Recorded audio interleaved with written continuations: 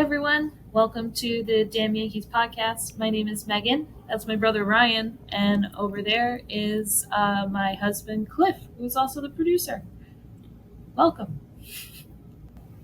All right, so today we are going to talk about why we're called the Damn Yankees, first of all, and just how we got into loving the Yankees, and some whatever we want to talk about the Yankees after that.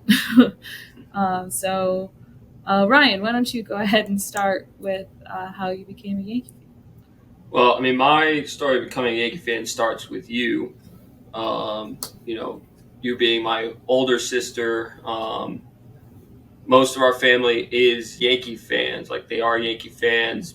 However, our dad is a Tigers fan. So when I was born, he would try to put me in, like, Tigers onesies, Tigers hats. Like, he really desperately tried to make me a Tigers fan because you, Aaron, are Yankee fans. Mom, Yankee fan. Grandparents, Yankee fan. His brother is a Yankee fan. So he's really desperately trying to get me to be a Tiger fan. But about the time I was about 4 or 5 years old, I remember being at Dad's apartment, and you were sitting with me like on the living room floor, and you were like, David Justice is the best right fielder of all time. Bernie Williams is the best center fielder of all time. Mariano Rivera is the best closer of all time. And each time you're telling me these things, you're like, go tell Dad that these people are the best of all time. And of course, Derek Jeter is the best shortstop of all time. Obviously true. And, it was all just to get Dad upset. And I was more than happy to oblige, I guess. Like, I've been, I guess, since 4 or 5 years old. I've always enjoyed stirring the pot and upsetting people. I basically, that's kind of how I became a Yankee fan. I kind of used to always joke that you basically manipulated me into a Yankee fan, but ultimately, I'm glad you did, because we chose the best team to manipulate me into. I mean, I've been a little upset if you manipulated me into like a Red Sox fan or Rays fan or. Never. Yeah. Well, I mean, you got to start them young, right? I mean, right. Can't have any. Well, now you're just saying gross about my cultural heritage. No, stop. No. For that to make sense, everyone has to know that my family's from New England, and my wife's the reason I can't show my face there anymore. Well, you're the one wearing all the Yankee gear, so. Yeah, well, I'm a Yankee fan by marriage, so. That's right. So, I don't actually remember becoming a Yankee fan. I think I've just been a Yankee fan all my life. And I know that, when I was really young, I knew the Yankees were the best. I mean, I was, do math. I was 8 years old when they won the first time, or their first time in my lifetime. I shouldn't say the first time. So I was pretty young when, the 1996 World Series happened. And so I just always knew the Yankees were the best team. That was all that there was about it. And I was always a fan. We have our family history with being Yankee fans. And so always knew. And then in middle school, I had a teacher that told us we could get like extra credit on a test or something if we could tell her who won or some fact about the World Series that year. It was 2000. It was 2000 for the Subway Series. And so I was like, well, I was going to watch anyway, but we might as well really pay attention and really actually watch. And so then I became pretty obsessive after that with the Yankees. And, everything I did outside of school was Yankee related as best as I could make it happen. So I think the first time I remember going to an actual Yankee game, maybe like we went to spring training games or something when we were coming down to Florida, or first when we moved to Florida. I can't remember, but I know when it was like 8th grade, we went to a Tampa Yankee game. Or not a Tampa Yankee game. We went to a Tampa Devil Rays versus the Yankees game. And ever since then would always try to go to like spring training games as much as I could. and obsessed. Yeah. I mean, I think, like, I know for sure me, I don't know if, I'm sure it's similar to you. I think Tropicana Field is probably the stadium I've been to the most, unfortunately. Yeah. And I think even Rays fans can agree that they need something new over there. But it's definitely the place where I've gotten to see the Yankees play the most. So there is a little bit of, like, nostalgia with that park, just in that, been going there since I was young. Of course, like, my first games were probably mostly in Lakeland, going with Dad to see the Tigers spring training games. Can't even say for sure if. Did I just see that? Yeah, the cat just walked. Oh behind. Yeah, the cat just walked. Gave a good shadow behind you. Hell yeah, that's hilarious. Yeah, Dad took us to a lot of Lakeland Tigers spring training games, sometimes against the Yankees, sometimes not. I'm sure he was still trying to make me a Tiger fan as best he could. But deep down, he was hoping it'd rub off. I don't know. I don't know what he was thinking. The Tigers at that time were losing like 110 plus games a year. Like, it was like not like they helped their case at all. I mean, the Yankees were winning every year. It was, not to say that I that's why I chose it, but makes it a lot easier when you're seeing because 5 years old, that's 2000. That's kind of right in the midst of the dynasty era for the Yankees. Right when they were kind of allowed to call themselves a dynasty, because that was their fourth win. In 5 years. 5 years. So I mean, pretty freaking special. And so it was always fun to watch watching those dog piles at the end of the year when you're growing up, and all I wanted to do is play softball. I mean, I couldn't for a little while, but for the most, wanted to always play softball, wanted to always be like Derek Jeter. I wanted to play short, ended up playing third, but I mean, so watching. Bless you. Yeah, bless you. Watching Yankees always gave me, normally always gave me, very much joy. Our therapy can be the reason we need therapy sometimes, Yeah.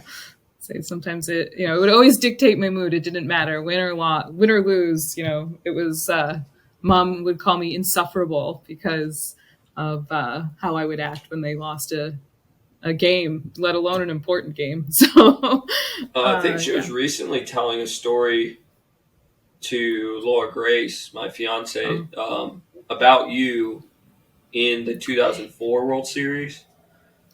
Not the World Series, but the ALCS. Basically just telling LG that, like, you were unconsolable for weeks after 2004 loss. And I remember that year because I think that was the same year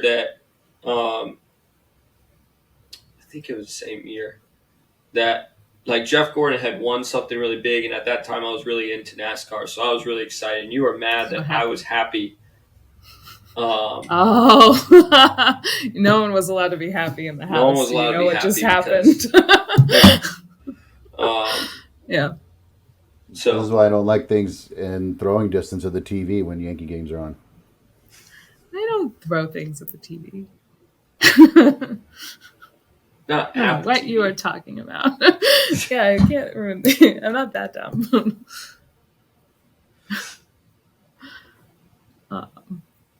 So being a Yankee fan in Florida is a little different, I would think. For the most part, we look forward to spring training because that is our chance to go to a real baseball field. It might be Legends Field or George Steinbrenner Field now, or TD. What is it? TD Ballpark? TD. Oh, is that where the Blue Jays play? Yeah, that's where we're going next week. Yeah. Dunedin is a nice ballpark. I like their ballpark. George Steinbrenner Field is a good ballpark. They have really nice. They have really nice cabanas that cost a lot of money for a spring training game, but they look nice. Yes. I like the bar. I like the bar at TD. Yeah. The Yeah, the bar bar at at TD is really nice. TD is good. It is good. So yeah, those are good ballparks. I do like the old style with like that Lakeland has kept their berm and like there's no Yeah. outfield Because seats. we I think went that's pretty to cool. TD Ballpark last year, thinking that we were That's going right. into a berm. I brought my like blanket in. Lakeland. It was hot as We hell. brought blankets. We bought Yeah. we bought $70 chairs that we weren't even able to use because we got there and they were like, no chairs. Yeah, we were like, what? How can you not allow the lawn chairs? And I'm like, oh, that's why. Oh, it's because it's a whole standing area, bar area. So yeah, that was pretty cool. Yeah, I definitely like the Lakeland general admission, like the berm area where you can sit and someone hits a home run. You see all the kids like running, like that. I remember going to those type of things as a kid, like where Dad would take us there, or we would go to something like that. Being able to go try to catch a ball from that minor leaguer who we don't even know whose name showed up and hit a home run. Yeah, that minor leaguer might be Judge. Yeah. Right. Yeah. So that story, I went to a game.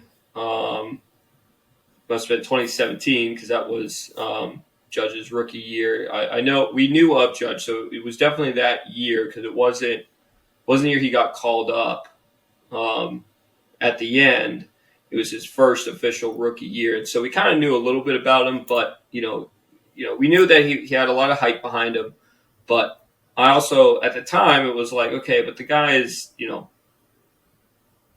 he had like a 160 something batting average. He struck out a lot. My thoughts, this guy's huge. Yeah. When is he going to be injured forever and never be able to play again? Yeah. He has proved us wrong. Yeah, I'm really glad that I was proven wrong. I just remember, like, I didn't really understand the hype beforehand. Right. And I remember he was doing batting practice he was doing a batting practice session right outside. He was not playing that day, so these guys were all getting some work in. So you had Judge hitting, doing some BP. Chris Carter was doing live BP. The infamous Jacoby Ellsbury was doing live BP. And there was another guy. There was a fourth guy, but he was a little bit more of a I probably knew his name back then, but I don't remember his name now. He was basically a come-up minor leaguer who didn't really do much. Like an invitee that didn't do much after that. But I remember seeing, Chris Carter was hitting, bombs too. But when Judge came up, I thought when I was watching Chris Carter hitting the massive, what seemed like moonshots, Judge, a rookie, is up there. He was hitting things out into the street behind the batting practice field. Oh, well, yeah, I know what you're talking about. And it was amazing to watch. I mean, the dude, like you said, he's 6'7", so he's just super tall guy. His hitting form was so smooth, and it was that time that I was like, this guy could be a real thing if he can learn how to hit more consistently, which, as we know from 2017, he ended up doing that. Should have won the MVP, but won Rookie of the Year that year. But while the players were leaving, I got Chris Carter, Jacoby Ellsbury, and Aaron Judge's signatures. But the reason we were at that game that day, it was my best friend's birthday. And so I got the ball, and, I was like, well, I'll get a ball and get it signed by some of these guys. You weren't thinking at the time that Judge was going to become who he did. And so I basically gave away a rookie signed, Aaron Judge signed baseball to my best friend for nothing. I don't even know if he still has the ball. I've never asked him. I've been too afraid to ask him. But yeah, that's one of those things. I got Aaron Judge's signature on a ball before. You gave it away. Yeah, I gave it away. So yeah. But that's one of the cool things too that I've enjoyed about being a fan here in Florida for spring training is that I feel like the players are a little bit more approachable. You can interact with them a little bit more. I remember Jeter's last spring training game, it got rained out, but he was doing some BP work, and he was doing some signatures, and I was like 2 people away from getting his signature before they pulled him out for like a curtain call type thing. Like they canceled the game because it was like the last game of the spring training session. They went through like the whole ceremony thing. Like they did a ceremony. Took the tarp off the field. Yeah. I remember Erin was on her way down, and I think she was with Kayla, and we were there like, oh, they're taking the tarp off and they're doing the farewell thing for Jeter, and maybe they're actually going to play. And then they were like, and thanks for coming, guys. The game is canceled. And basically really long trips to a restaurant for lunch. I think we went to Chili's. That was a long trip for an Applebee's. It was Applebee's. Did we go to Applebee's? Applebee's. But it was Denny's, but it could have been either one. Long trip for a Applebee's lunch. Yeah. Mm-hmm. I feel worse for Erin. I mean, she was stuck in traffic and forever. Like she was just finally getting in. Yeah, and so it was like, hey, don't come any further. Don't pay for parking. I think she was the one who went straight to the restaurant. We just met her after that. But before the ceremony happened, I was like 2 people away from getting Jeter's autograph. As close as I've ever been to Derek Jeter, which is cool. I remember watching you. I couldn't get over there, so I was like watching you from the other side of the fence, and I was like, oh my god, he might actually get it. It was almost a similar moment to when I got Damon's autograph. He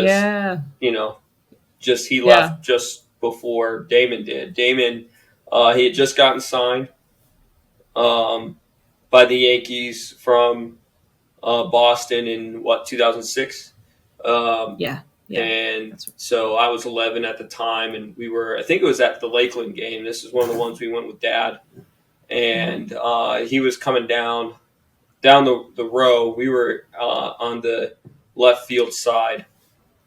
He was coming down right after doing some doing some long toss with another guy in the outfield, and he came over, started signing signatures. So I'm there. I have my glove, and I'm trying to get his signature. And these 2 guys like kind of push my arm away.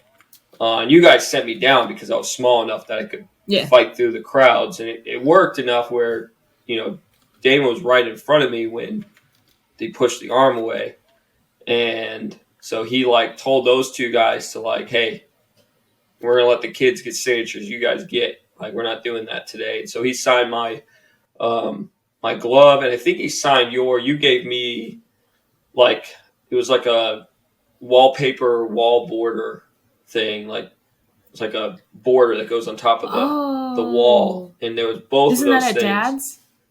Yeah, it was from Dad's. I think it was the only thing you had that he could sign. Yeah. Like, on you. So you're just like, here, get this signed. So I got both of those things signed. Do you even know where that is? Because Mom lost the glove. I don't.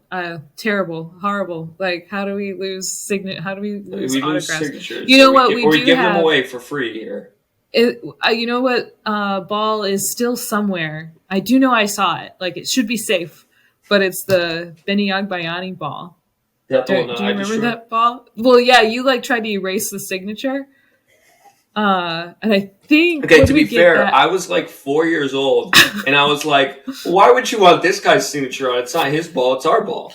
It's our ball. It doesn't belong to you. Yeah. It doesn't belong to this guy anymore. Let me sign it. Random Bobby Agbayani. I remember you were so mad that I tried to do that. It was like my only autograph. Like, what are you doing? I was like, but it's not his ball. Like, ugh. I think I got that from what I think it was from like a Norfolk Tides game from Uncle Scott's. Oh yeah, minor league park. Yeah, not his park. He's the food. I don't know. He was the food general manager. The general manager of the food division there. Yeah, I mean, that seems like a pretty cool job to me. To be honest, at that age, I thought he was the general manager of a professional team. Nice. Oh man, we've been going to a lot more games. Probably would It have wasn't been, until I was older when I found out that he was like the general manager of the food division there. Yeah. Which is still cool. Like you get to run basically the food, everything that's going on at a minor league park. But at the time, like I had just blown it out of proportion in my head, and I'd be like, "Yeah, my uncle is the owner He's running this place of a minor league baseball team." Yeah, but would have been pretty cool. Yeah. Just a little cooler than food, but Yeah. that was still cool too.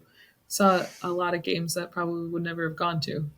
So, I mean, they're minor league games, but we wouldn't have gone to them anyway. And then we grew up very near what used to be the Daytona Cubs, and now is the Tortugas. Daytona Tortugas. So I got a lot of I've gone to a lot of those spring games. training and I got to watch.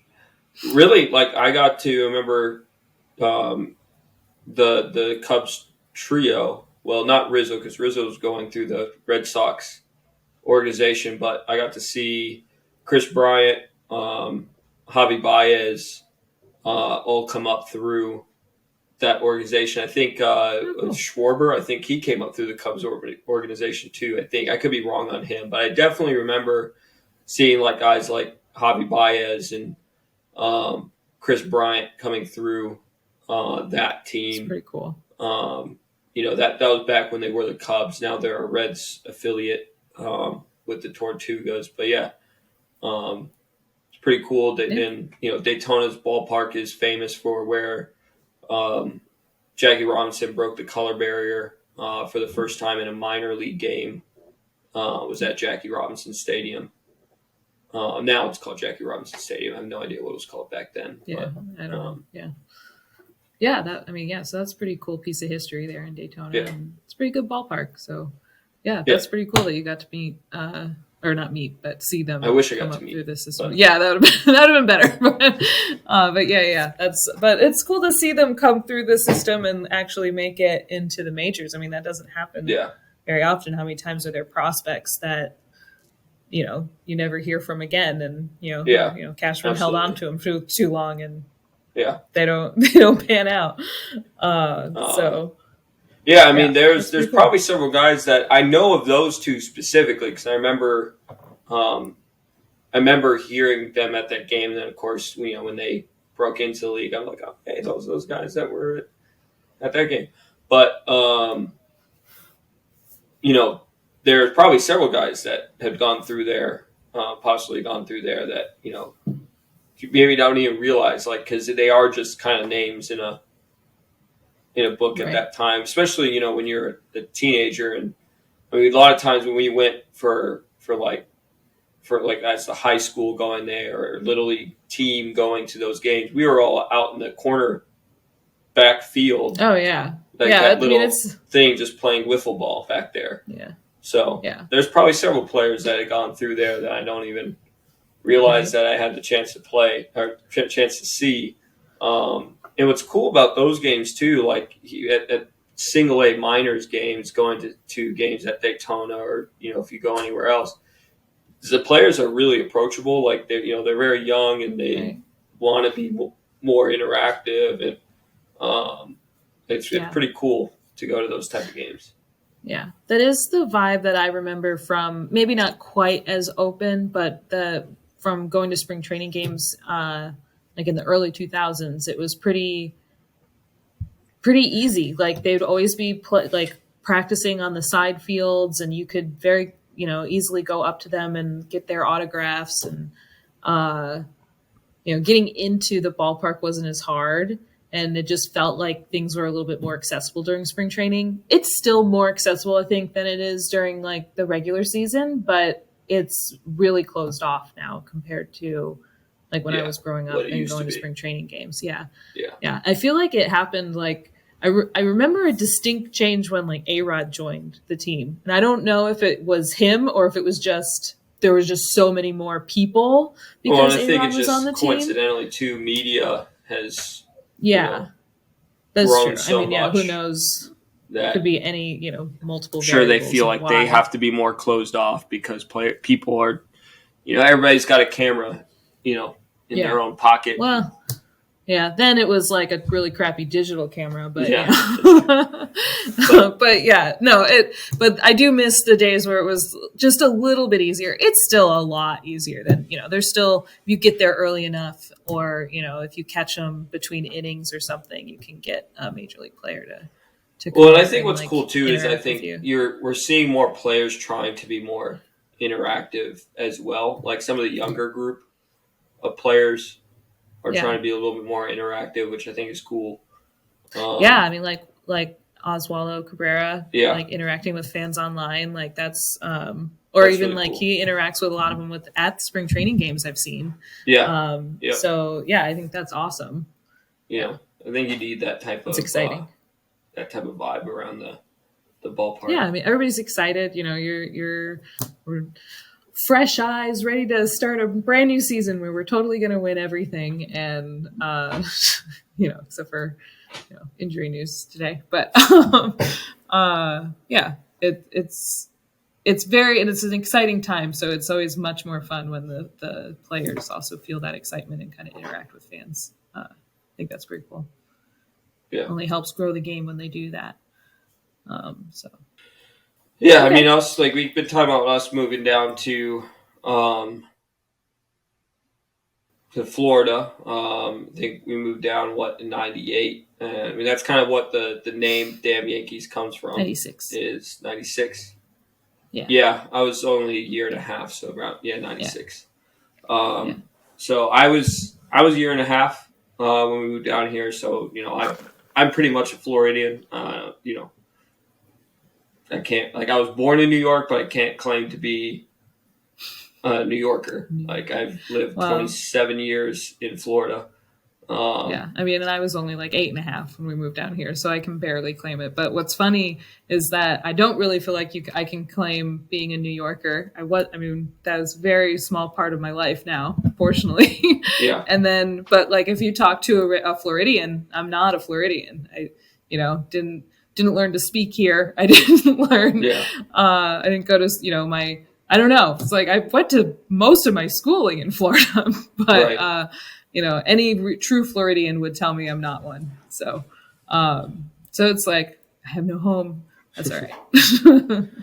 But yeah, I mean, I guess like that's kind of where the name comes from. I mean, I haven't experienced much of like any Yankee fans not liking that I'm a Yankee fan being in Florida, but there is a little bit of that stigma of why did you leave New York to go to Florida. People don't like that in general. Like Floridians don't like New Yorkers who move to Florida. Oh, those damn Yankees, yeah.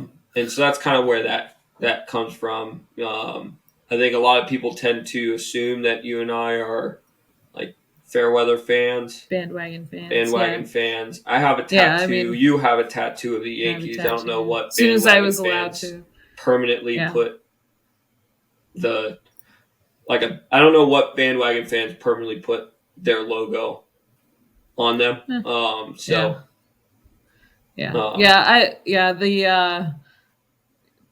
The stereotype of being, if you don't live in New York, then you must be that Yankee, Cowboy, Lakers.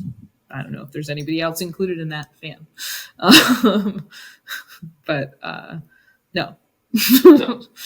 No, definitely not. No. I think the only person that I know like that is Uncle Doug. True. Not those teams. Well, not those teams. Yeah, not those teams, but similar. Yeah, he's Yankees, Celtics. Yankees, Celtics, Raiders, Duke. I don't know. Raiders. That's so random. Yeah. Well, but if you go to the right time period, all those teams are at the right time. Not too good anymore. But to his credit, he's still fans. He's still fans of those. Yeah, yeah. I don't know why he decided that he was going to be a bandwagon fan for a year and then just stick with it for the rest of it. But he did. Yeah. And no one can the Celtics, they lost to the Knicks in some incredible fashion last week. So I mean, yeah. Well, no one can claim that Dad is a bandwagon fan. No, there's never a bandwagon to hop on. He's never been to Detroit. He's never been to Michigan. other than maybe passing through when he used to live in Ohio. Yeah, maybe that's possible, but yeah, to my knowledge, he has never. And I don't really there. know how you pass through Michigan just based on geographically, but he's definitely never stayed any period of time in Michigan. But somehow, through hating his brother, he became a Tigers fan because he loved the Tigers name. We all just love our follow that. Decided to follow the Lions. Decided to follow the Pistons and the Red Wings, and now they're all pretty bad. So, yeah, they've been pretty bad for most of his life. It was pretty. Well, the Red Wings were giving him hope there for a while. For a little bit. Pistons, he had some good times in the Pistons late 80s. Had some good things, yeah. Late 80s, early 90s. So he's had some shining moments. The Lions last year at one point were better than Tom Brady, like at one point. Yeah. So. Yeah. Yeah, I'm sure if we played, and just so everybody knows, like I'm a Tampa Bay Bucks fan, I think when it came to the fandom with our family, we were only really Yankee fan, like obsessive Yankee fans. So, I grew up remembering Mom rooting for the Giants, the Jets, and the Dolphins, and we told her, "Mom, you can't do that." And she says, "Yes, I can. She'll do it what she wants." She doesn't know what she roots for. Rivalry's been damned. Yeah, she doesn't know what she's rooting for when it comes to football. I think you were really into football more during the early 2010s when Eli Manning was beating Brady in the Super Bowl with miraculous games. I was a fan before. But for the most part, you were a fan before, but for the most part, that wasn't your obsession. So, while you were telling me Derek Jeter is the best shortstop of all time, you weren't at the same time saying that Phil Simms is the greatest. Oh no. Whatever. Yeah. You weren't saying that that Michael Strahan is the best defensive player of all time and Eli Manning is the greatest quarterback of all time, and you were never saying any of that to me, so I kind of became a fan for everything else on my own, and of course Well, it's like in New York, we grew up with softball and baseball all the time. We were always on the field, and with football. It was sad. The Bills were there, and they would maybe go to the Super Bowl, but Super Bowl lose. 4 straight years, and that's when I grew up in New York when that was happening. I'm pretty sure. I remember just sad Bills fans, but so that just wasn't a focus. Our school did not have a football team. So it's not like Florida where football is, or the South, I guess I should say, where football is everything. It feels like, so growing up, so that just wasn't ingrained to me. Yes. It's just like the movie Varsity Blues. Yeah. So, wow, that Varsity Blues comment just made my brain just fizz out. I don't know why. but yeah, that's why So being a Yankee fan in Florida isn't bad. There's a lot of Yankee fans in Florida. There's a lot of transplant New Yorkers. That's why there's a. They're usually old. Yeah, that's why there's a Damn Yankees nickname. I would say the only thing that sucks about being a Yankee fan in Florida is that you can't go to Yankee Stadium nearly as often. It obviously takes a trip to go there. So, on top of the super expensive tickets for Hal's chicken buckets, we'd also have to get plane tickets and hotel. Well, we've got family. You could. If we didn't see them, that would be. But if we did stay with family, it would still be another. We do stay with family. That's also 4 hours of driving, car rental, or gas. So, it's a lot to go to a New York game. It's kind of got to be we're already on the trip. Let's go see a Yankee game at the same time. Yeah. But yeah. So yeah. Thankfully, it's a lot easier now to be in tune with all the Yankee stuff. And I was just trying to dig through to find some pictures from like my first game, right? Because I was trying to figure out which one was actually the first game. And I found an album of like newspaper clippings from like 2002 that were put, all the good Yankee stuff, all the good Yankee headlines that made it into the newspaper. I would cut those out. And so like that was the only reason I read the newspaper, was to figure out the Yankee score and, all of that. So yeah, I definitely made sure that I could refresh my game day during the games. That's how I watched most of them if they weren't on ESPN, Fox, or dreaded Sun. Oh yeah, I remember Sun doing Sports like Network. the box score thing through ESPN, like either like on the laptop. It was before we could do it on the phone, but like I remember waiting for the blue in play.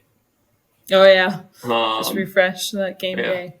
Or you'd see the in play. That was when like auto refresh wasn't like, there. Oh. So. The in play outs. In play outs. No. Or the in play no outs runs. It was like.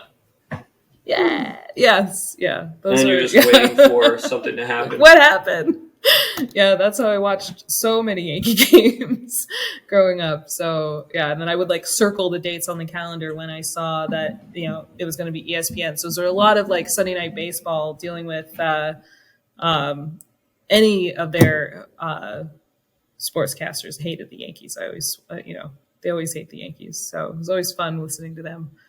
So I'm so much happier that we get to actually get MLB TV so we can watch the Yes feed. And so you New Yorkers are definitely lucky to be able to have the actual Yes network and all those. Well, one of the dumbest things is to talk about dumb things with MLB, like the way they broadcast games. Like we can't watch a game if they're playing Tampa because we should go. Yeah, it's blacked out. Yeah.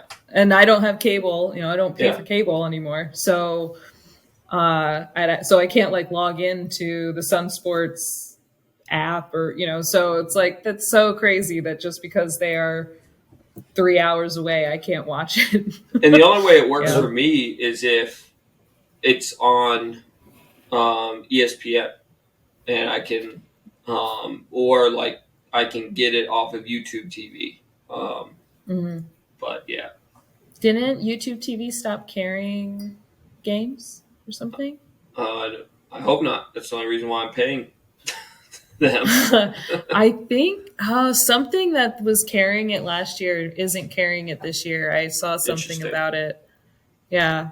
So yeah, I mean, they never make it easy. I mean, I am glad that like when they put it, I don't think Apple TV's carrying it this year. I think it was just last year. Maybe I'm wrong. Well, that's but not at least something to cry about. No, I'm not going to cry about, but at least it was free. Like at least I didn't have to have an Apple subscription. TV subscription. Yeah. I didn't realize that I have an Apple TV subscription, so I didn't realize that non-Apple TV people didn't have to pay for it either. Yeah, I didn't have to pay for it. I just logged in, and it wasn't even part of a free trial thing. I think it was just there. So I wonder if they were just like testing it out to see what their audience would be like or something. Right. I'm not sure, but all these different platforms, it just makes it harder and harder to watch the games that you want. I mean, feel bad, we can cry about it, but the people in Iowa, how can they even be baseball fans? There's 6 teams that 6 are teams blacked out up there. It's insane. We're talking Field of Dreams country here.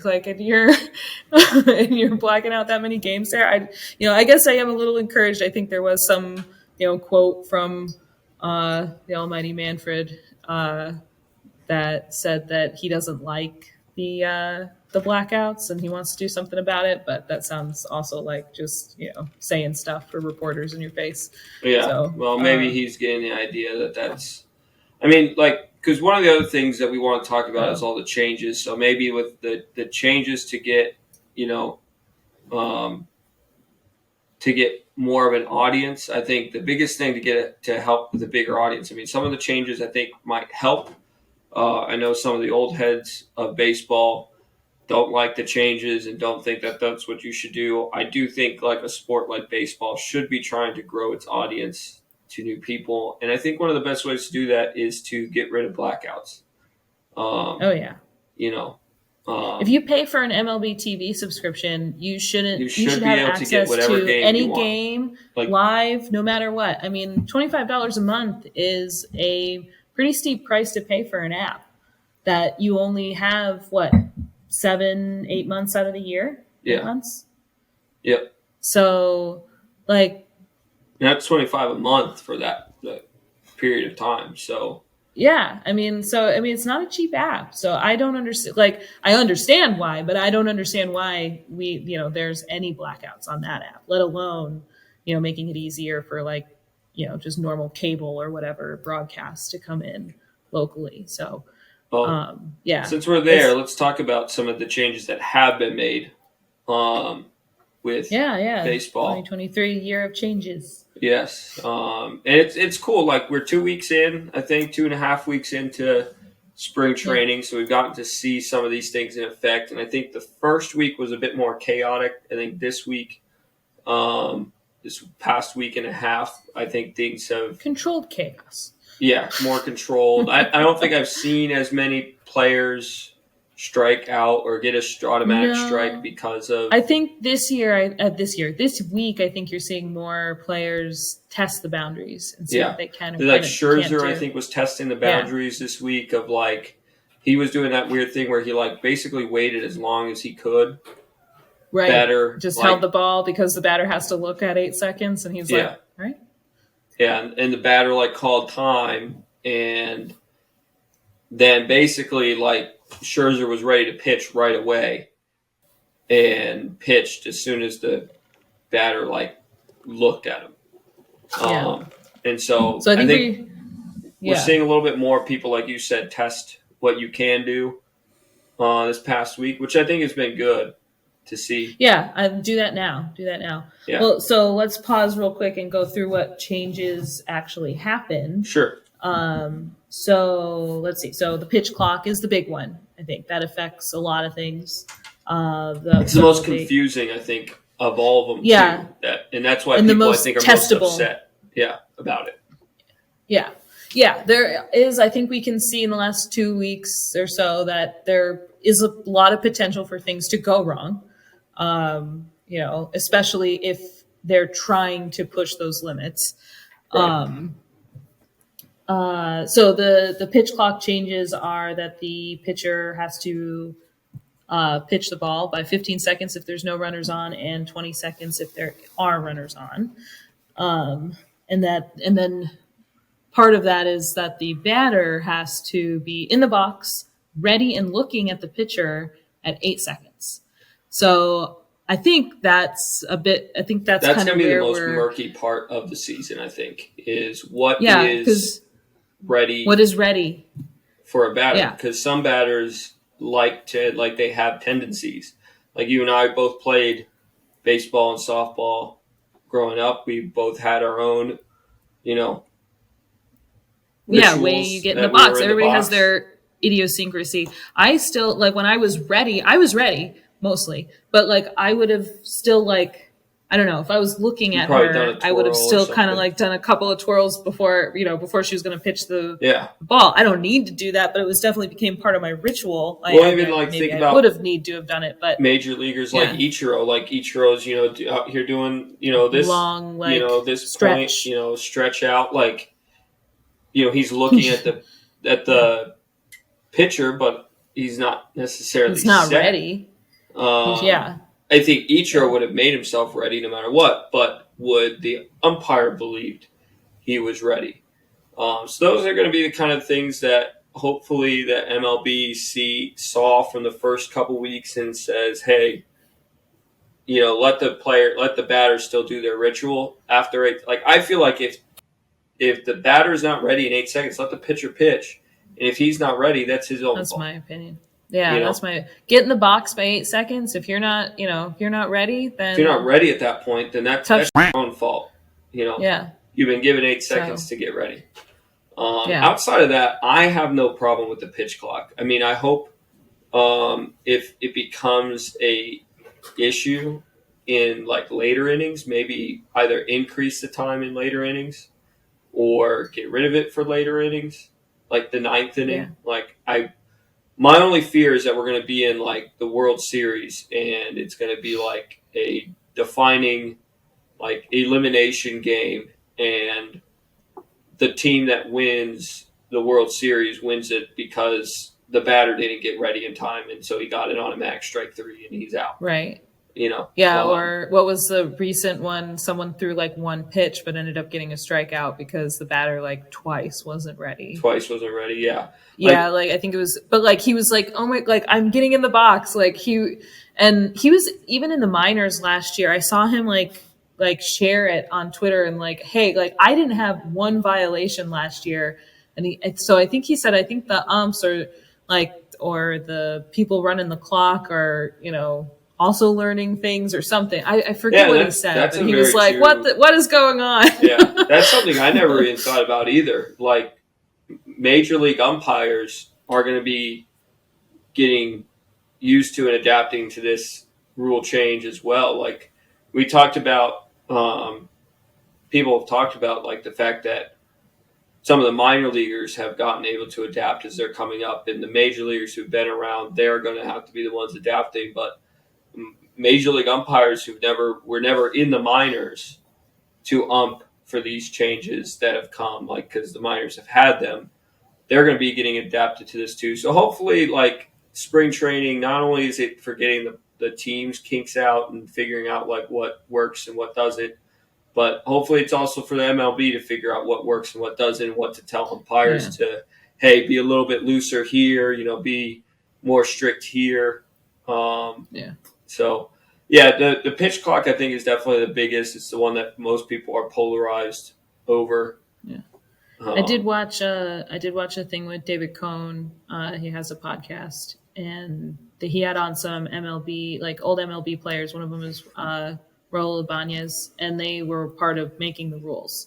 And so they did indicate that there would be possible, opportunity for tweaks and, things like that as spring training went along. And if they saw, things that were not, the unintended consequences, there's always going to be unintended consequences for stuff that you enact as a good thing. So overall, I agree. I think this is good for baseball. The game, not that the game was too long. I really didn't care how long the game was, but the pace of play. Sometimes you'd watch a game and it was like, come on, throw the pitch. No, excuse me. Well, I mean, the statistics so far for spring training like just shows how much this has changed. 3 hours and 1 minute in 2022 for spring training games. And these are spring training games too, where the game is not intended to be long. You know? Right. They do tend to go a lot quicker than a typical game. So this year we're down by almost 30 minutes, about 25 minutes. Actually, it is 25 minutes. 2 hours and 36 minutes is the average game now. The runs per game are up from 10.6 to 11. Jeff Passan tweeted out this today. So he's up from 10.6 to 11 for runs per game. Stolen bases attempts, but we'll get into more of that in a second. But those are up as well by a bit. Stolen base attempts per game is up from 1.6 to 2.4. Base batting average on ground balls, those are up by 20%. Strikeout is right about the same. Only gone down a little bit from 23.9% to 23.1%. But yeah, I mean, it's definitely, more, as he says, more singles, more stolen bases, more runs, and game is 25 minutes faster. And I said this before. I mean, more action. The action, there is more action now, but in general, the action time of baseball has not changed. It's just the time in between. Like, I saw this TikTok. It was pretty funny. Laura Grace actually sent it to me. It was basically this, basically kind of like her. She's not a baseball fan. She's not a sports fan. She's very artistic. She likes reading books. She does not care about sports at all. The only reason why she cares about sports now is because of me. Those There's darn TikTok. books. Huh? Those darn books. Those darn books. Hey, I like books. So that's love. Nerd. But there was a TikTok that was kind of in a similar thing where the wife, not very much into sports, husband is, and I guess like the husband comes into the kitchen and is like ranting about baseball, and it's like, you're the only person I wanted to rant about this baseball thing. And so he's ranting about the time clock and just about all the changes and all this. He's not upset, just more of just saying, these are all the things that are going on and all these people are talking about it, blah, blah, blah. And so she's like, it's crazy. I don't know why. I can understand why people are so upset. I love my favorite part of the game. When I'm watching baseball is watching the pitcher just do this.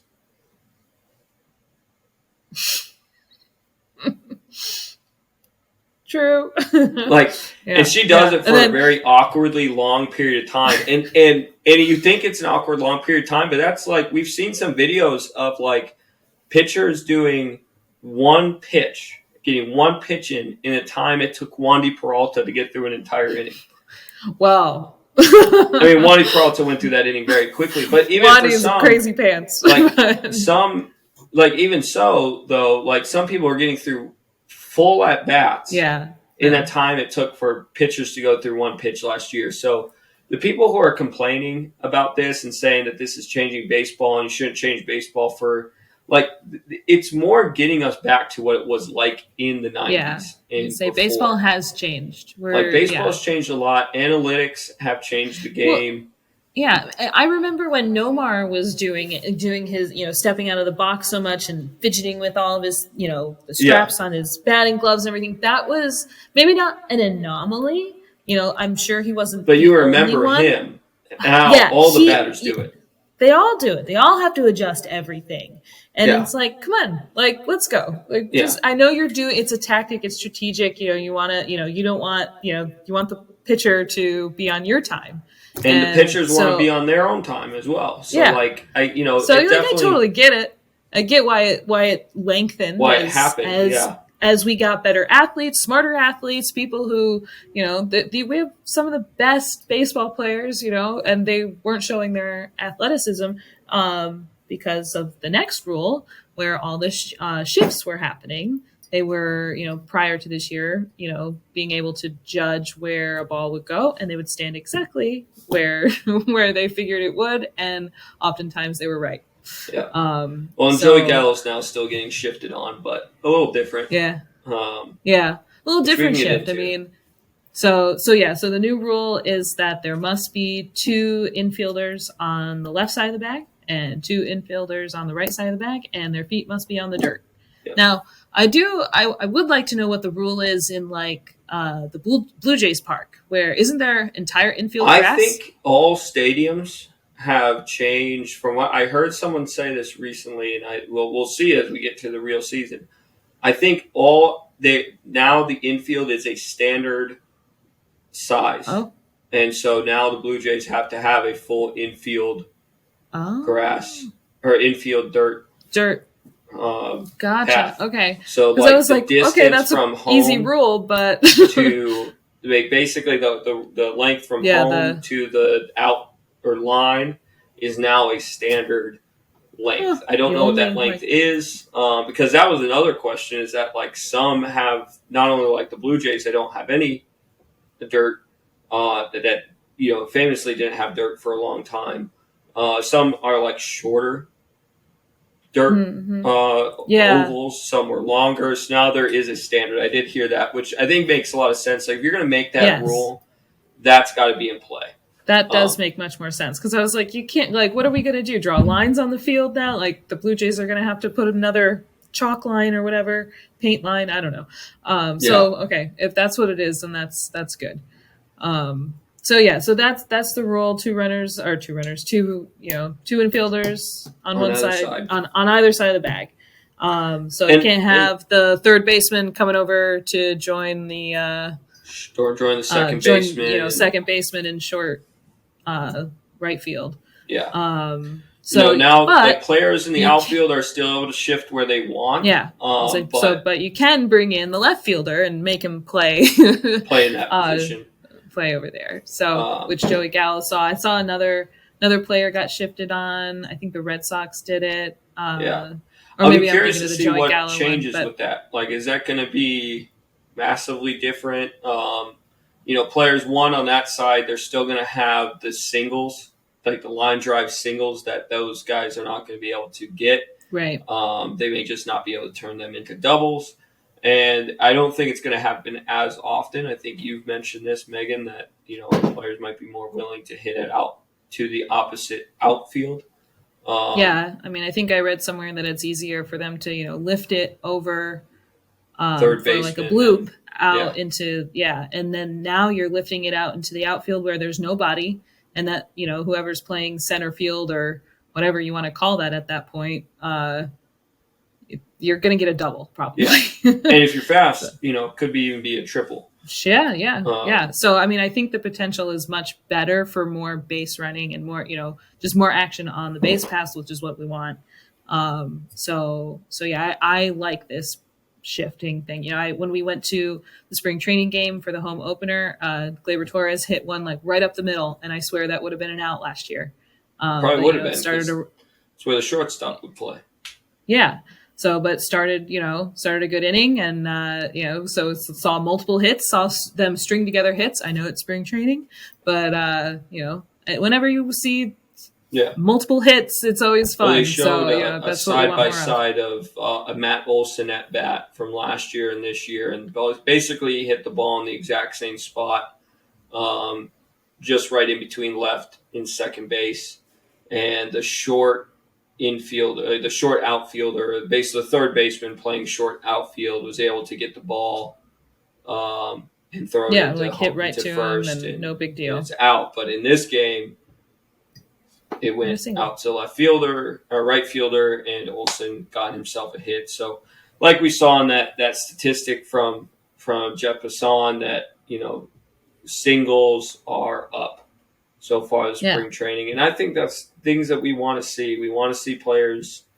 I know people are going on this new trend of saying that batting average doesn't matter. But no one really wants to see their team have a 240 batting average. Batting average doesn't matter until it does. When you see somebody with, a 312 batting average, you're like, oh my God. Yeah. They must be a great hitter. Yeah. Like and Judge. In the early 2000s, that was like, that's a good hitter. Yeah. Like, okay, cool. Yeah. It wasn't. Judge was fighting for the Triple Crown at 312. Yeah. And that wouldn't have been close. He was a great hitter. Yeah. But 5-10 years ago, that would have been close to a Triple Crown. That would have been close to a batting average number. 330s and 340s even. Yeah, I think the last year that we saw someone bat that high was Altuve's MVP season, probably, where he's at 356, and that was an anomaly. I still say COVID year doesn't count, right? I think DJ LeMahieu had a 340 something. He might have. I know he led the league in hits that year, but it's 2020, so Luke Voigt was the league's home run hitting, and he doesn't. Oh no, who picked him up? Someone picked him up, right? The Brewers. The Brewers picked him up. He actually. I feel like that's a great place for him to be. He can do his what was that home run thing that he did with the? Chugging the beers. So, chugging the beers. Now he's at the Brewers, and great. Yeah. So, anyway. I think the shift is a good thing. Like, again, people can be upset about these things. I'm excited for it. Like, I don't like seeing, how they set up for getting these easy outs. And I get it, right? Like if you have the opportunity, I mean, I'm a sports coach. Like if I'm going to have an opportunity for us to win a game, I'm going to take it. But I remember somebody, while these changes were being enacted, someone had said, and I think it's very true when it comes to baseball, it's very unique when it comes to its offense. In every other sport, football, basketball, even hockey, you know, that they have a puck instead of a ball, soccer, all these sports, when the team is on offense, they have control of the ball. So, football, center hikes it to the quarterback, and the quarterback has control where that ball goes. Point guard is going to have the basketball, and they're going to control the floor for basketball. Soccer, the midfield, towards the strikers, they have the ball when they are in attack, when they are on their offense. Same with hockey, except it's a puck. They have the ball. In baseball, when the team is on offense, the defensive team has control of the ball. And so in every other sport, the team that controls the ball, which in every other sport they're on offense, but the team that's controlling the ball has parameters, I think most of those sports, specifically, basketball and football, they have a type of pitch clock, game clocks, play clocks. They have those type of things to not allow the team to hold the ball for as long as they want. They have, the offense in football can't shift into whatever positions they want. They have to designate prior to which players are allowed to get the ball, like the receivers. And, if it's an offensive lineman, they have to be told and the defense made aware that, hey, this offensive lineman is now eligible to catch a ball. These are all parameters, and I could go on and on. Basketball has their own set of parameters. Soccer has their own set of parameters. Soccer has a famous one for offsides. Players can't go and cherry pick. All of these kind of just sports have parameters that put that prevent the team that's holding the ball from getting a big advantage. And in baseball, that has been happening because the offense is not the team that has control of the ball. The defense does. So the team that has in control of the ball needs to have a little bit of parameters set on them so that the game is played fairly. And people, and I'm not saying that shifting is cheating. Shifting has been legal for the last forever. Utilized since probably 2009. Can still shift. I mean, no one's making the shortstop stand right exactly here. They can be right very close to the second base bag, and just not on the other side of it. Yeah. So I like it. I think, like I said, I think teams that are, in this case for baseball, the pitcher is one who's got control of the ball, and the defense behind him needs to have some set of parameters so that, because I think also pitchers knew how to, like we said, the analytics has taken over this game, whether for good or for bad. You can decide that on your own. I think it's helped in a lot of areas, and it's, maybe hindered in some. Numbers are good. You just have to know how to use them and not also just betray your eyes. Yeah, and I think when it came to the shift, pitchers were also very good. The ones who learned from the analytics knew, okay, not only is Joey Gallo is the most famous for being a strictly pull hitting player. He can't hit anything the opposite way. They also knew, how often do they throw him sliders and pitches up and in? Like they threw him either sliders or fastballs up and in. I think fastballs up and in is like he could not touch them. And part of the why they were doing that is because they also knew if he did touch it, it was going to go into the shift. Another person they throw sliders a lot against is Stanton, because of how closed off Stanton is. He can't really catch the stuff down and in. He has such a weird swing, but it's Yeah. A lot of these pitchers so, I mean, knew where to pitch hitting it to, is not only to get those swing and misses, but also if they do draw contact, they're going to draw the contact straight into the shift. So allowing there to be a little bit of a parameter set on them, I think helps. Yeah. They Batters always say get hitting that a baseball is They always say hitting a baseball is like the hardest thing in sports. So, make it a little easier so we can have. It's still very hard. Still very but hard. It would. It would And I make it, don't think we're going to see remove some of the obstacles. No, we're not going to see jump some to crazy 370 again. Like it's going to bring things back to maybe a little more bit of what they were. competitiveness, more athleticism, more just a bit more excitement, a little less lulls between the excitement, because there's always and I still excitement. think we see a lot of really great defensive plays, but I do think you miss a little bit of that when it comes to the shift, because players are in these positions that are much easier for them to make out. So you don't see those hard-earned plays. And I get some people... Sorry. I think we see a lot more great plays in the outfield, because they do have to run. They do have to, make the right route show to the their ball athleticism. To be able to do that. And you get some amazing plays in the outfield. Not that there aren't great web gems in the infield too. It's just I think don't see them as much as I used more to. often in the outfield. Yeah. And I think now with the shift ban, you'll be able to see these great athletes showcase their athleticism. So I am excited about that. Real quick before we move on to the next change, who do you think baseball-wise this season, who's going to benefit the most from this shift change? Because Ryan Howard's career ended on the shift. I know. Tex a little bit too. Yeah. So what players now that have been playing through the shift, who do you think is going to see the biggest jump? Yeah, I don't.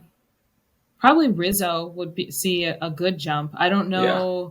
I'm really bad at knowing who other players are outside the Yankees, but I know who they are, but off the top of my head, it's harder. I know that what's unique about apparently the AL East is really where the majority of shifting happened. So in our world, shifting seemed like it was always happening all the time, but outside the AL East, it was happening. Well, the AL East has a lot of the big irregular hitters. Yeah. It also has the Tampa Bay Rays that shift a lot.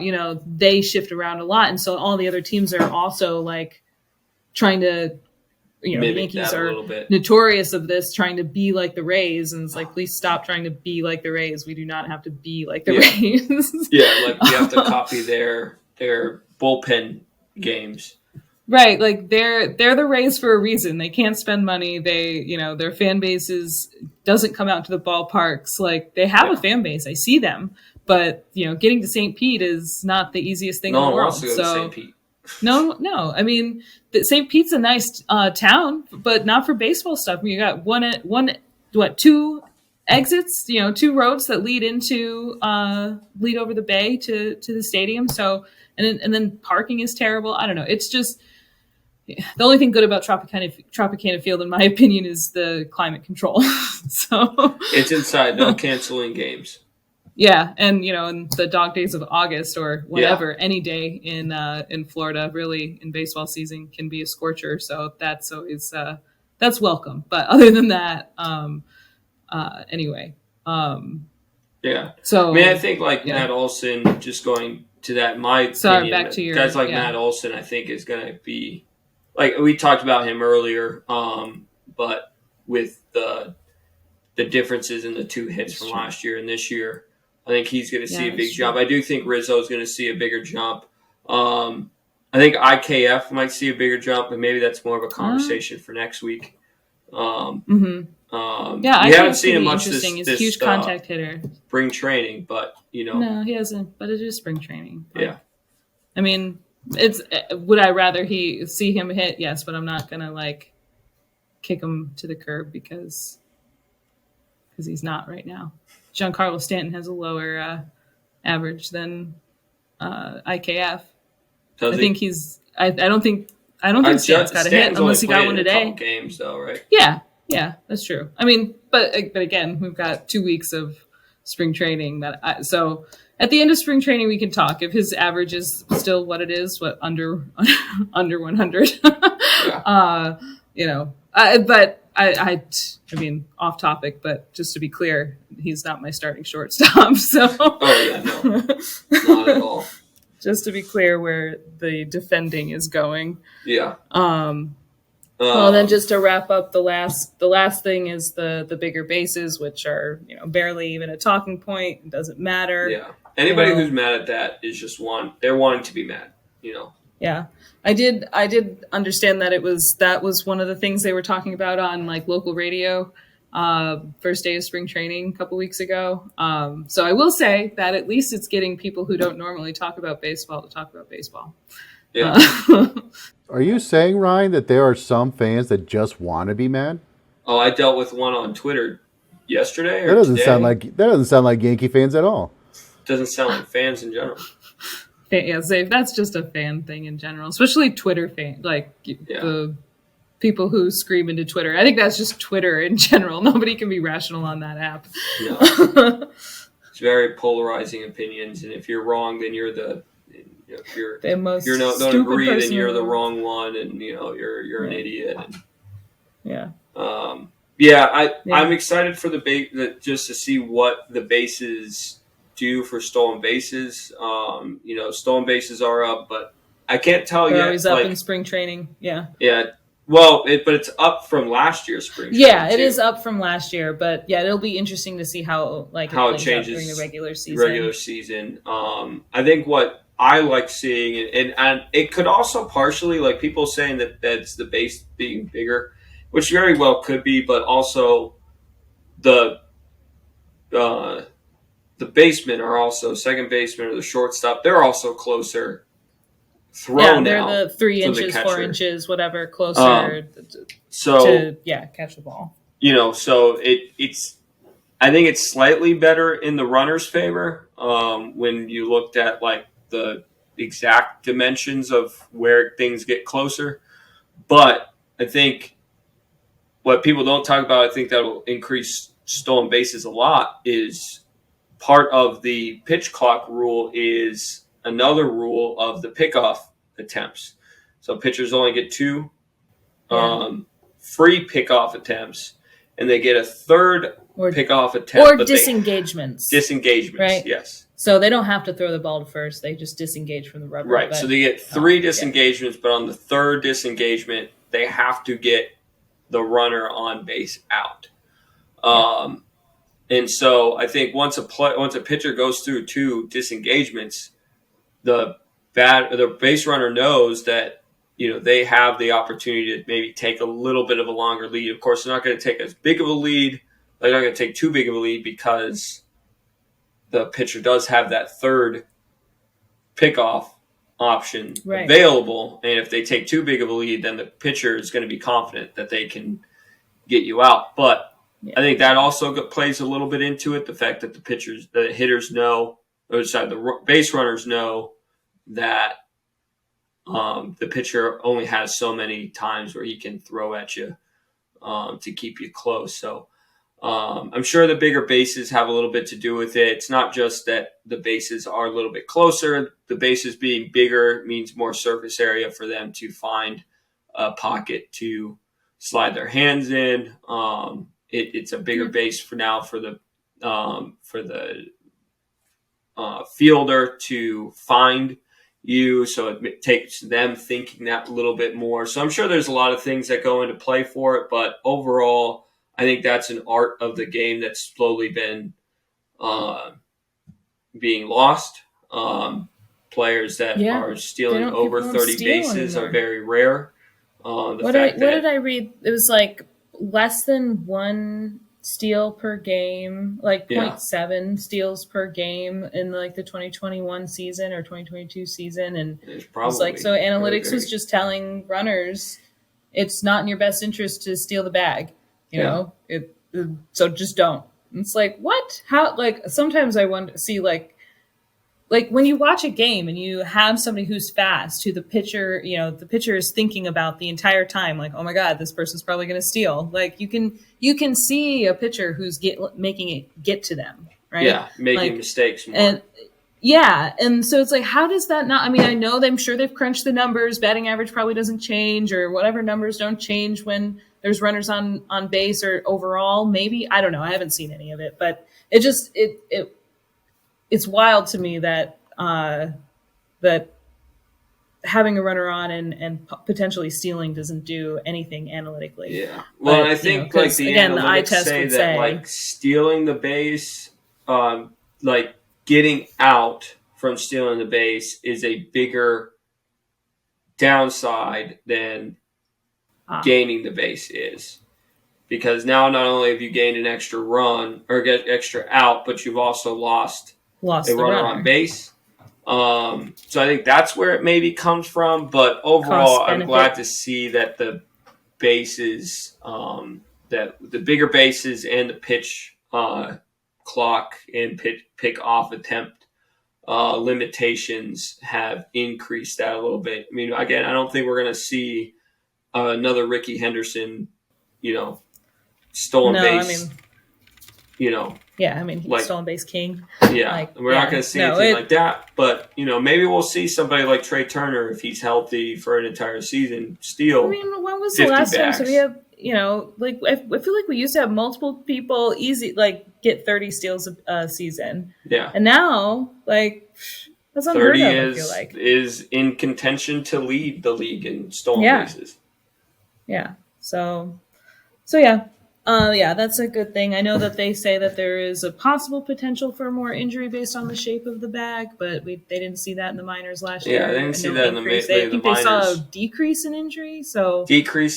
I think might not have first been base is probably going to be one of the biggest areas of help. I don't know why they didn't just add. I mean, I know this might just sound like rec league, but why not just put a stupid bag in the running lane for first base? Like a softball second bag?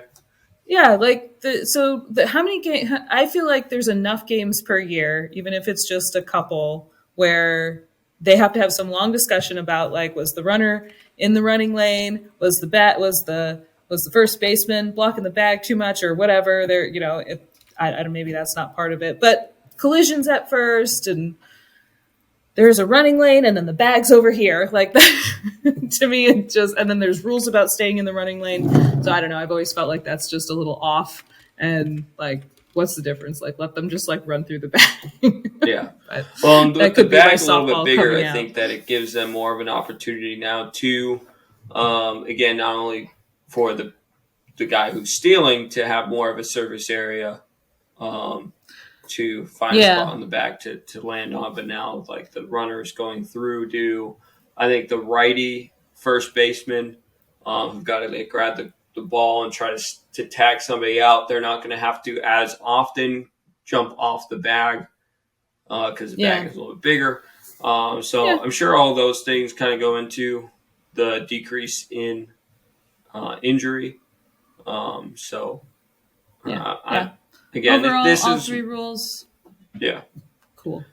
Yeah. I would say overall, too, that the base is the least of should be the least of people's concern. If you're upset about that, you're just silly. Yeah. I'm excited to see what rookies do with it. Like these guys like Volpe, like Jason Dominguez from the Yankees and others who have gone through, even some of the ones who came up last year were still, have seen up it. and down, Oswaldo, Peraza, these guys know these rules.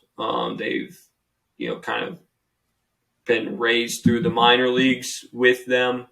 Some of these players probably went up as they've been, because it started off in the lower leagues and then made its way up into AAA before making its way to MLB. So some of these players probably, as they were moving up, so were the rules. So they've probably been around it for a while. It's going to be interesting to see how, like, some of these rookies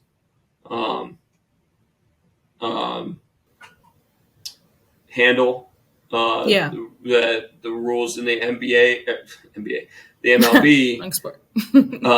See how the rookies handle these new rules in the MLB versus the veterans. Like, I think this might be one area where the rookies have a little bit of a leg up.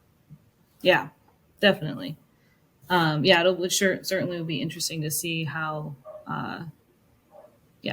if there is any difference, the other ones are Major League Baseball players who are used to adapting, but I do think that there is something possibly to them already being adapted to the rules and knowing how to get in the box quickly or just pitch the ball.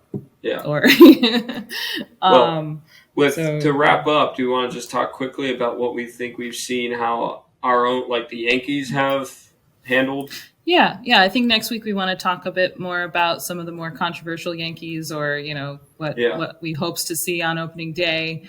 But yeah, there's been a lot of exciting prospect things going on. They're making Cashman's job hard, which is good. I'm sure that he was hoping that Volpe wouldn't be as dominant as he's being right now, and would have made his job a little easier. But so yeah, it's exciting to watch Volpe hit the ball, steal those bags, and make those amazing plays on the at short or second, wherever they choose to put him.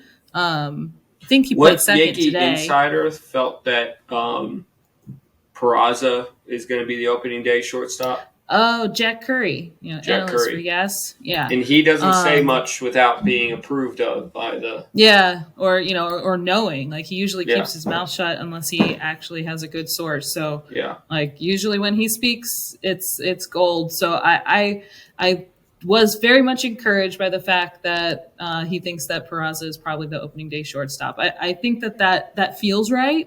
Yeah. I know we've been burned by the Yankees, and slap my wrist if on opening day it's IKF, but I really hope it's not. And based on the way that Boone is talking about IKF, and he's still going to defend him, and he's still going to. Why would they say that he's going to play the outfield some games if they don't feel confident he's going to be the opening day shortstop? Yeah, and then even that, I feel like, is like they're just not saying we're trying to trade him. I don't know. That might be a little bit more wishful thinking. I think it's less wishful thinking that Peraza is likely to be the opening day shortstop. I know everybody really wants Volpe to be the opening day shortstop, and I am so on board with him being like part of the opening day roster. But on the other side, like the business side, he is not on the 40-man roster. You'd have to make a move to put him on that roster. Well, there's one guy who I'm very well willing to.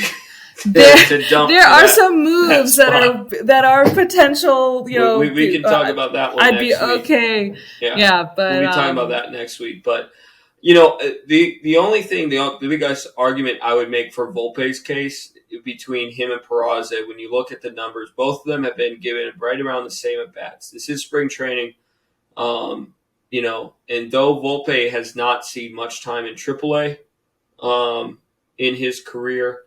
And Peraza has had not only MLB experience, but postseason experience. So far this spring training, Volpe has been one of our best overall hitters. His OPS is one of the top. Of the players, I was just looking at the stats. Of the players who have had more than 8 at-bats, Volpe is in the top 5 in most of the statistical batting categories. You want to know who's like top 3 up next to Judge in most? He will not make the opening day roster. I would be very shocked if Cashman brought him up, but Jason Dominguez is top 3 in almost all categories. He's probably not but I mean, he hit a monster 3-run home run today. He is fun to watch. He's not going to be up for any fans out there hoping that Dominguez is going to be starting center field. What did he finish at last year? Was it Double-A? Did he get up to Double-A last year? Yeah, Double-A. Yeah, he just got moved from High A to Double-A. We don't need to rush him right now. Like that's, but he is. I think his OPS is. His OPS is 1.526. Yeah, I think he's just under Judge. Like, Is when he? you look at the Yeah. statistics, it's just under Judge. But Volpe is up there in the top 5 in most of those categories as well. I think his is around 800. It's 941 right 941. Yeah. So his is one of the top 5.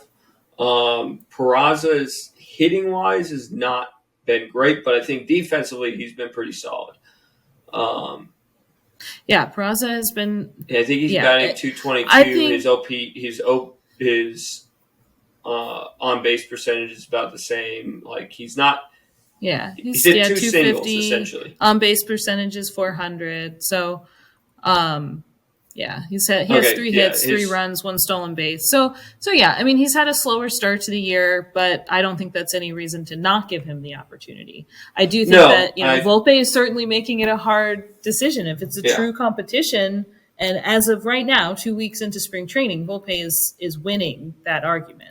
Yeah, I think like the best shortstop in the Yankees organization is Volpe. I agree with you. I don't think he's going to be the opening day starter. Yeah, I just think in Yankees business world, Yankees front office, their emphasis on experience and him getting AAA at bats is going to weigh heavily on the pros and cons But I do love Judge stepping in and saying that you need to let the best players play. And right now, I don't think if you don't think Volpe is the best shortstop in the Yankees organization, you're right just at this making time, excuses. then you're lying about it. And I don't think most Yankee fans would disagree. No, I think most Yankee fans would probably be mad at us right now for making the case, or at least me for making the case that he should start in AAA. But, I think he should make the opening day roster. There again, we'll talk about if he makes week, the opening day roster, I'm very happy. Specific person that I want off that roster, but So what I do like, we got 3 weeks left, and what I do like from the Yankees is that they are sticking through their word on giving them a chance. I was looking to see who's gotten the most at bat plate appearances, and in that grouping is Volpe, Oswaldo Cabrera, Peraza, and Jason Dominguez. Those 4 guys I think they are 4 of the 5 players who have seen the most plate appearances so far this spring training. So I'm excited to see what those guys do. There's who's the Ortega, Rafael Ortega too.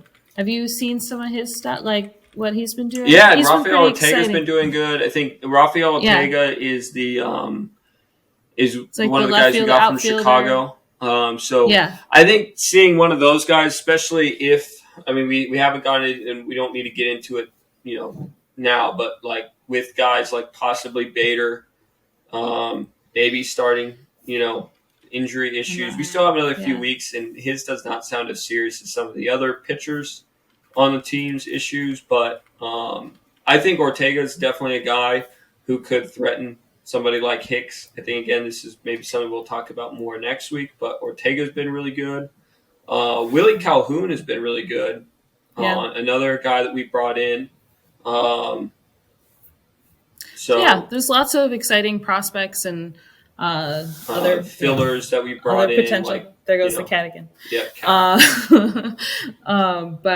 So the next 3 weeks should be fun. It'll be exciting to see, who could potentially make that opening day roster, and I'm excited to talk to you more about it. Yeah. I think this is the first time that I can remember that so many prospects had a legit shot at, coming up and joining the Yankees, all together, maybe since the core 4, I don't know. But it's exciting to see. Yeah. So. Well, I definitely, if anybody is listening to us, and I hope plenty are, I'm definitely thankful for listening to 2 siblings rant about, their past Yankee, how we became fans, and, our rants about everything. So I appreciate everybody who's listening.